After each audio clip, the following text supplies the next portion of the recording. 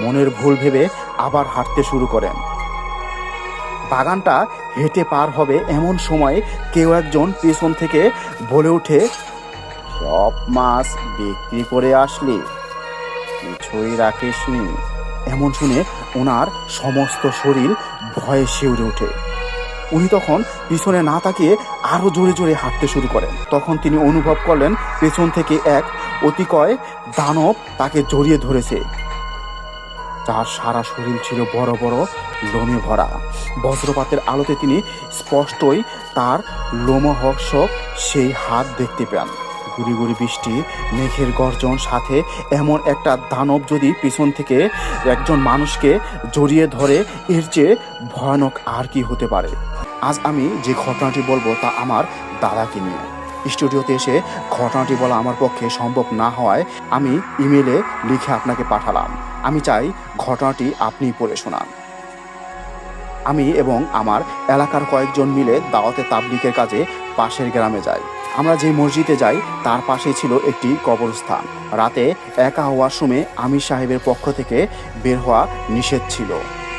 কেউ সেটা উপেক্ষা করে। আমির সাহেব তখন তাকে খুব বকাবকি করেন। এই পরিপ্রেক্ষিতেই কথা প্রসঙ্গে দাদা তার জীবনে ঘটে যাওয়া লোমহর্ষক রক্তহীন করা ঘটনাটি বলতে শুরু করেন। দাদা তখন সবেমাত্র বিয়ে করেছেন। বর্ণিবাওরের একদম পাশে ছিল তার বাড়ি। বর্ণিবাওর হচ্ছে আমাদের এলাকার একটি হাওরের নাম, যেখানে জেলেরা সাধারণত মাছ ধরে থাকে। বাওরে কাঠা ঘিরে মাছ ধরে জীবিকা নির্বাহ করতেন আমার দাদা। কাঠা হচ্ছে গাছের ডালপালা ফেলে কচুরিপানা আটকিয়ে জালি দিয়ে ঘিরে মাছ ধরা হয়। সেটাকে আমাদের স্থানীয় ভাষায় কাঠা বলে।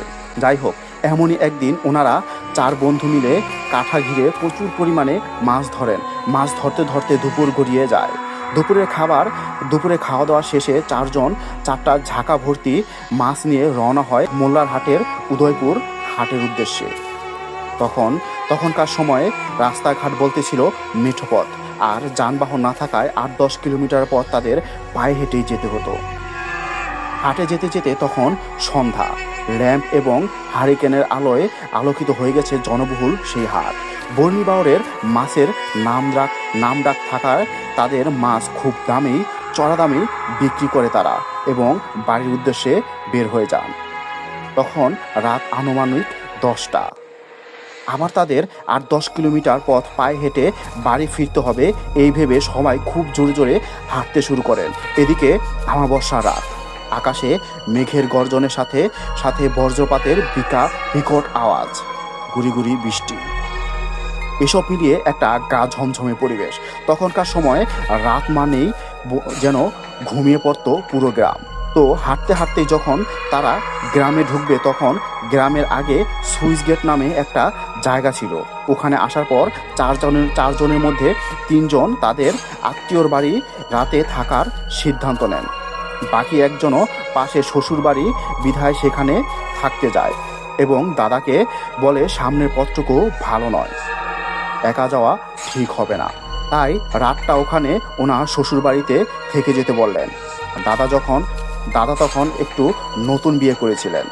দাদি একা আছে এই ভেবে বাড়ি যাবেন বলে সিদ্ধান্ত নেয়। উনি মূলত ছিল খুব সাহসী, তাই 7-5 না ভেবে একটা বিড়ি জ্বালিয়ে মাছের খালি ঝাঁকাটা মাথায় নিয়ে হাঁটতে শুরু করে। মূলত আগেই বলে রাখা ভালো, আমাদের গ্রামটা অনেক বাঁশঝাড় ও বন জঙ্গলে ভরা ছিল, আর ওই সময়টাতে তো আরও বেশি ঘন জঙ্গল ছিল, জনবসতি কম ছিল। হাঁটতে হাঁটতে যখন উনি আম বাগান নামে একটা বিশাল বাগানের কাছে আসেন, তখন দূর থেকে সেই শিয়াল এবং কুকুরের ডাক ভেসে আসছিল। এমন ভয়ানক ডাক শুনে ওনার বুকটা কেঁপে উঠছিল। উনি মনে মনে ভাবলেন, শিয়াল কুকুরের ডাক আজ এত ভয়ঙ্কর কেন লাগছে। তারপর তিনি একা একা হাঁটছেন, তাই হয়তো এমন মনে হচ্ছে ভেবে তার কাছে থাকা শেষ বিড়িটা ধরিয়ে হাঁটতে শুরু করলেন।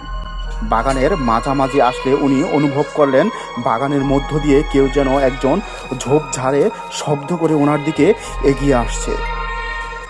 উনি দাঁড়িয়ে পড়েন, শব্দটাও থেমে যায়। মনের ভুল ভেবে আবার হাঁটতে শুরু করেন। বাগানটা হেঁটে পার হবে এমন সময় কেউ একজন পেছন থেকে বলে ওঠে, সব মাছ বিক্রি করে আসলি, কিছুই রাখিসনি। এমন শুনে ওনার সমস্ত শরীর ভয়ে শিউরে ওঠে। উনি তখন পিছনে না তাকিয়ে আরো জোরে জোরে হাঁটতে শুরু করেন। কিছু দূর আসার পর একটা রাস্তায় 3 রাস্তার মোড়, যেখানে ছিল একটা মোড়ে, ওই মোড়ে ছিল একটা বিশাল বাঁশঝাড়। ওই মোড়ে আসলে তিনি দেখতে পান বিশাল বাঁশঝাড়টি পুরোপুরি আস্তে আস্তে শুয়ে পড়ছে এবং চারপাশের জঙ্গলে হঠাৎ করে ঝড় শুরু হয়ে গেছে। উনি বুঝতে পারলেন আজ ওনার সাথে খুব খারাপ কিছু ঘটতে চলেছে। এরপর উনি দোয়া পড়তে শুরু করলেন। হঠাৎ বাঁশঝাড়টি আবার উপরে উঠে যায়। এই দেখে উনি সাহস করে যেই না নিচ দিয়ে যেতে চায়, তখনই বাঁশঝাড়টি আবারও ওনার উপরে উঠে। উনি আল্লাহর নাম নিয়ে দেখেন কয়েকটা কুকুরের মতো প্রাণী ঝাঁকার মধ্যে কর্মর আওয়াজ করে ঝাঁপিয়ে পড়ল। উনি আবার হাঁটা শুরু করলেন।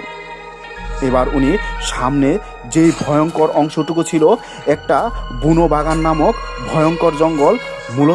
মূলত পূর্বে সেখানে বুনো নামক সনাতন ধর্মী এক উপজাতি বাস করত, যারা ছিল প্রচণ্ড শক্তিশালী ও সুঠাম দেহের অধিকারী।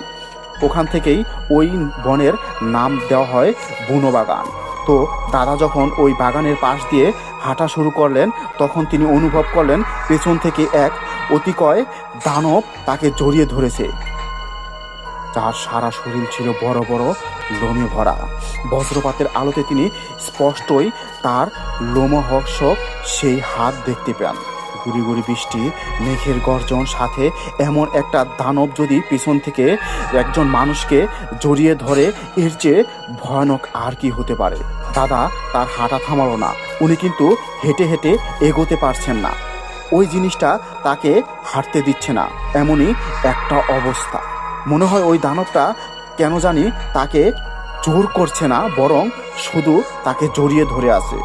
দাদা মনে হচ্ছে উনি ওটাকে পিঠে করে নিয়ে যাচ্ছে। এবার বুনো বাগান পার হয়ে ধানের জমিতে আইল দিয়ে কিছু দূর এগোলেই দাদার বাড়ি। দাদা যখন আইলে নেমে হাঁটা শুরু করলেন, তখনই ওই জিনিসটা প্রচণ্ড শক্তি নিয়ে দাদাকে টেনে হিঁচড়ে ধানের জমির পাশে একটা ডোবায় নিয়ে চুবোতে শুরু করলো আর বলল, সব মাছ কেন বিক্রি করলি? আমার মাছ কই? দাদার তখন আর কিছুই করার ছিল না, কারণ ওর শক্তির কাছে সে অসহায়। এভাবে অনেকক্ষণ পার হয়ে যায়। হঠাৎ ধানের জমিতে পানি দিতে আসা 2 জন লোক ডোবার কাছে আওয়াজ শুনতে পেয়ে এগিয়ে এসে দেখে দাদা ডোবার ভিতরে পড়ে আছে। আর ওই জিনিসটাও তাদেরকে দেখে টের পেয়ে দাদাকে ছেড়ে চলে যায় এবং বলে, তোর কপাল ভালো, তুই বেঁচে গেলি এবারের মতো। এরপর ওই লোকগুলো দাদাকে ধরাধরি করে তাদের বাড়িতে নিয়ে যায়। দাদার তখন হুঁশ ছিল না এবং পরদিন দুপুরবেলা দাদার জ্ঞান ফিরল। দাদার কাছে জানতে চাওয়া হয় কি হয়েছিল তার সাথে। দাদা তখন সবাইকে সব কিছু খুলে বলে। এরপর ওনার 10-15 দিন জ্বর ছিল, কোনো ঔষধেই জ্বর যেন থামছিলই না। একজন হুজুর দেখানো হয়। হুজুর ওনাকে ঝাড়ফুঁক দিয়ে পানি পড়া দেয় ও একটা তাবিজ দেয় এবং হুজুর বলে ওটা একটা দুষ্ট জিনের কাজ ছিল। ওনার কপাল ভালো যে খারাপ কিছু হয়নি, উনি বেঁচে ফিরেছেন। এরপর দাদা আর কোনোদিন মাছ বিক্রি করতে হাটে যায়নি। কাহিনীটি আপনাদের কেমন লেগেছে অবশ্যই কমেন্টে জানাবেন, এবং আপনাদের সাথে কারো সাথে এমন কোনো ঘটনা ঘটেছে কিনা এবং এমন কোনো ভৌতিক কাহিনী আপনাদের সাথে ঘটেছে কিনা তা অবশ্যই কমেন্টে জানিয়ে যাবেন। আমরা বেশি কথা না বলে পরবর্তী যে ইমেলটা, সেই ইমেলে চলে যাই। এই ইমেলটা তিনি যেভাবে লিখেছেন আমি আপনাদেরকে ঠিক সেভাবেই পড়ে শোনাচ্ছি। আসসালামু আলাইকুম মেহেদি ভাই, কেমন আছেন? আশা করি ভালো আছেন। আমার নাম সোহানা আক্তার মান্নি। আমার বয়স 30 বছর। আমি আপনাদের সাথে যে ঘটনাটি শেয়ার করতে চাই সেটি আমার না, কিন্তু আমার মায়ের সাথে ঘটে যাওয়া ঘটনাটি আপনাদের কাছে কতটুকু বিশ্বাস হবে অথবা গ্রহণযোগ্য হবে আমি জানি না, কিন্তু ঘটনাটি সত্যি। স্বাধীনতা যুদ্ধের পর 1974 সালের দিকে আমার মা বাবা ঢাকার ধানমন্ডিতে দাদার বাড়িতে চলে আসেন। এর আগে তারা মতিঝিলে থাকতেন। আমার মা মিশুক স্বভাবের মানুষ। তিনি আস্তে আস্তে আশেপাশে মানুষের সাথে পরিচিত হয়ে গেলেন। দাদাবাড়ির ঠিক মুখোমুখি যে বাড়িটা সেখানে থাকতেন একটি বৃদ্ধ কাপল। তাদের বাড়িতে একজন কেয়ারটেকার ছাড়া আর কেউ ছিল না। আমার মা তাদের খুব পছন্দ করতেন। কখনো তাদের বাসায় যাওয়া হয়ে ওঠেনি। বারান্দা থেকে মা প্রায় তাদের দেখতেন এবং জিজ্ঞাসা করতেন যে তারা কেমন আছে। তারাও খুব হাসি মুখে উত্তর দিত। বড় বারান্দায় বসে পেপার পড়তেন একজন বৃদ্ধ এবং পাশেই চেয়ার বসে উল দিয়ে একজন বুড়ি সেখানে সোয়েটার বুনতেন। বুড়ো প্রায় বাজার করে বাসায় ফিরতেন এবং মর্নিং ওয়ার্কে যেতেন। বলা চলে খুব সুখী পরিবার তাদের বাসায় কখনোই কোনো চিৎকার চেঁচামেচি এ সমস্ত শব্দ পাওয়া যেত না। এর মাঝে একদিন তাদের বাসা থেকে বাচ্চাদের কোলাহল শোনা গেল। মা জিজ্ঞাসা করে জানতে পারলেন যে আমেরিকা থেকে তাদের ছেলে এবং ছেলের বউ এবং নাতি নাতপুর এরা সবাই এসেছেন। এর কিছুদিনের মধ্যেই আমার চাচার বিয়ে ঠিক হয়। দাদি সেই মহিলাকে দাওয়াত দেওয়ার জন্য আমার মাকে তাদের বাসায় পাঠায়। মা গিয়ে বৃদ্ধের সাথে বসে বেশ কিছুক্ষণ গল্প করেন। বৃদ্ধ মহিলাটিকে দেখতে না পেয়ে জিজ্ঞাসা করলেন তিনি কোথায়। বৃদ্ধ লোকটি মাকে বললেন বৃদ্ধা নাকি যুদ্ধের সময়ই মারা গেছেন। মা নিজেকে বিশ্বাস করাতে পারলেন না। তাহলে তিনি যাকে এতদিন ধরে প্রতিনিয়ত দেখছেন তিনি কি? এমন নয় মা আগে সেই বৃদ্ধাটিকে চিনতেন আর সেই জন্যই ওনাকে দেখেন একই রকম চেহারা, এমনও নয়। এই সত্যি জানার পর তিনি আর কখনো সেই বৃদ্ধার দেখা পাননি এবং তিনি এই ঘটনাটি লিখেছেন সাভার থেকে। অসংখ্য ধন্যবাদ প্রিয় বোন আপনার এই ঘটনাটি আমাদের সাথে শেয়ার করার জন্য। এবং আমরা বেশি কথা না বলে আমরা পরবর্তী ঘটনা চলে যাই। এই ঘটনাটি আপনাদের কেমন লেগেছে অবশ্যই তা আপনারা কমেন্টে জানা যাবেন। এবং যে দুটি ঘটনা শুনলেন এই দুটি ঘটনার মধ্যে সবচেয়ে ভয়ানক আপনাদের কোন ঘটনাটি লেগেছিল সেটা আপনারা অবশ্যই কমেন্টে জানিয়ে যাবেন। তো আমরা সরাসরি ঘটনায় চলে যাই পরবর্তী ইমেলে। এই ইমেলটি যিনি লিখেছেন আমি ঠিক তার মতো করে আপনাদেরকে পড়ে শোনাচ্ছি। আসসালামু আলাইকুম প্রিয় মেহেদি ভাই, আজ যে ঘটনাটি বলবো সেটা এখনও মনে পড়লে বুকের ভেতর হঠাৎ করে আটকে ওঠে। ঘটনাটি অনেক বছর আগে, তখন আমি ক্লাস 5-এ পড়ি। আমাদের বাড়ির পাশাপাশি দুটো পুকুর ছিল। পুকুরের দক্ষিণ পাশে একটা ফাঁকা জমি আর সেই জমির পাশেই ঘন একটা বাঁশঝাড়ের ঠিক পাশেই একটা পুরনো কবরস্থান। আর এই দুটোর মাঝখানে দাঁড়িয়ে ছিল একটা বিশাল তেঁতুল গাছ। গাছটা এমন দিনের বেলাতেও নিচে দাঁড়ালে মনে হতো আলো ঢোকে না। রাত হলেই জায়গাটা অন্যরকম হয়ে যেত। একটা অদ্ভুত ভারী বাতাস, যেন কেউ চুপচাপ তাকিয়ে আছে। সেদিন সন্ধ্যায় হালকা বৃষ্টি হয়েছিল। বৃষ্টির পানি জমি থেকে পুকুরে ঢোকানোর জন্য আব্বু আর আমার এক কাকা গিয়ে পানি বের হওয়ার পথ খুলে দেয়। রাত প্রায় 11টা, চারপাশ নিস্তব্ধ। হঠাৎ আব্বু বলল চল পানি বন্ধ করে দিয়ে আসি। এটা বলেছিল আমার কাকাকে।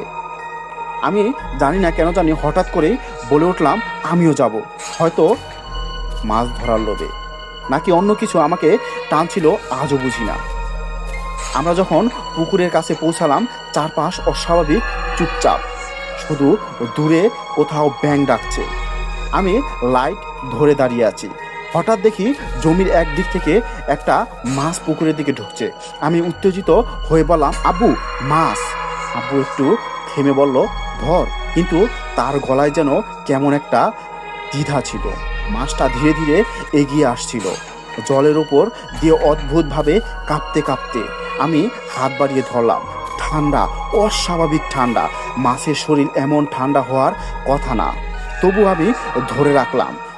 মনে হচ্ছিল মাছটা আমার হাতের মধ্যে কেমন যেন নিস্তেজ। ঠিক তখনই হঠাৎ করে চারপাশে ঝড়ের মতো বাতাস শুরু হলো। কিন্তু আশ্চর্যের বিষয় এই যে শুধু বাঁশঝাড়টাই দুলছে, পাশের গাছ পানি কিছুই দুলছে না। আমার হাত কেঁপে উঠল। মাছটা হঠাৎ করে আমার হাত থেকে পড়ে মাটিতে পড়ে গেল। লাইটের আলো ঠিক ওই জায়গাতে ছিল যেখানে মাছটা পড়েছিল। আমি স্পষ্ট দেখেছি ওটা মাটির উপরেই পড়েছে, কিন্তু 1-2 সেকেন্ডে ওটা নেই, একদম নেই, পানিতেও নেই, কোথাও না। আমার গা ঠান্ডা হয়ে গেল। আমি পাগলের মতো মাছটা খুঁজতে লাগলাম, কোথায় গেল এটা। ঠিক তখনই আব্বু আমার হাতটা শক্ত করে ধরে ফেললো। কোনো কথা না বলে আমাকে টেনে নিয়ে হাঁটতে শুরু করলো। তার হাতটা অস্বাভাবিক ঠান্ডা ছিল এবং অস্বাভাবিকভাবে বাবার হাতটা যেন কাঁপাকাঁপি করছিল। আমি বারবার বলছিলাম, আব্বু মাছটা তো পাইনি। সে কিছু বলল না, একটাও শব্দ করলো না আমার সাথে। বাড়ির সামনে এসে সে শুধু বলল, পানিতে পড়ে গেছে মাছটা। কিন্তু আমি জানি ওটা পানিতে পড়েনি। সেই রাতে আমি একা ঘুমাইনি। আব্বু বলেছিল, আজ তোমরা কেউ একা ঘুমিও না। তার চোখে আমি ভয় দেখেছিলাম। সে ভয় সে লুকাতে পারেনি। কয়েকদিন পর আমার ছোট ফুবু বাড়িতে এলো। গল্প করতে করতে হঠাৎ সে বলল, এই এলাকার ওই বাঁশঝাড়ের কবরস্থানের পাশে নাকি একটা মাছরূপী কোনো কিছু আছে, যেটাকে ওনারা দুষ্ট জিন বলে, যাকে ধরে ফেললে সে আর কখনো বেঁচে ফিরে না। অর্থাৎ সেই মাছটাকে যে নাকি একবার ধরে সে কখনো বেঁচে ফিরে না। তাহলে আমার মনে প্রশ্ন জাগলো, তাহলে আমি কিভাবে বেঁচে ফিরলাম? আমি তখন ঠান্ডা হয়ে গেলাম, আব্বুর দিকে তাকালাম। সে চুপ করেছিল। অনেকক্ষণ পর ধীরে ধীরে সে বলল, সেদিন তোর হাতে যেটা ছিল সেটা মাছ না রে বাবা। তারপর থেকে আমি আর কোনো দিন রাতে ওই পথে যাইনি। কিন্তু আজও মাঝে মাঝে মনে হয় সেদিনের কথা। আমি কি সত্যি একটা মাছ ধরেছিলাম, নাকি অন্য কিছু আমাকে ছুঁয়ে গিয়েছিল? মেহেদি ভাই, জানি না ঘটনাটি আপনার কাছে কেমন লাগবে, কিন্তু এই ঘটনাটা আমার জীবনে ঘটে গিয়েছিল এবং আজও সেই ঘটনা মনে পড়লে আমি আঁতকে উঠি। ভালো লাগলে আপনার দর্শকদের মাঝে পড়ে শোনাবেন। ধন্যবাদ, অসংখ্য ধন্যবাদ আপনাকে প্রিয় দর্শক। আমি অনেকটি ভয়ানক ঘটনা আপনাদের সাথে শেয়ার করার জন্য। দর্শকবৃন্দ, যারা নাকি এই ঘটনাগুলো শুনেছেন, আপনাদের কাছে কোন ঘটনা সবচাইতে বেশি ভয়ানক এবং লোমহর্ষক মনে হয়েছে অবশ্যই কমেন্টে জানাবেন। এবং আপনাদের কাছে যদি এমন ঘটনা থাকে তাহলে আমার সাথে শেয়ার করতে পারেন। আমার ইমেল অ্যাড্রেস হচ্ছে masedehassan501@gmail.com। এই ইমেলেও আপনারা এখানে ইমেল করে আপনাদের ঘটনাগুলো পাঠাতে পারেন। ভালো লাগলে আমার পেজটি এবং আমার ইউটিউব থেকে দেখলে আমার ইউটিউব চ্যানেলটি সাবস্ক্রাইব করে রাখবেন। ধন্যবাদ।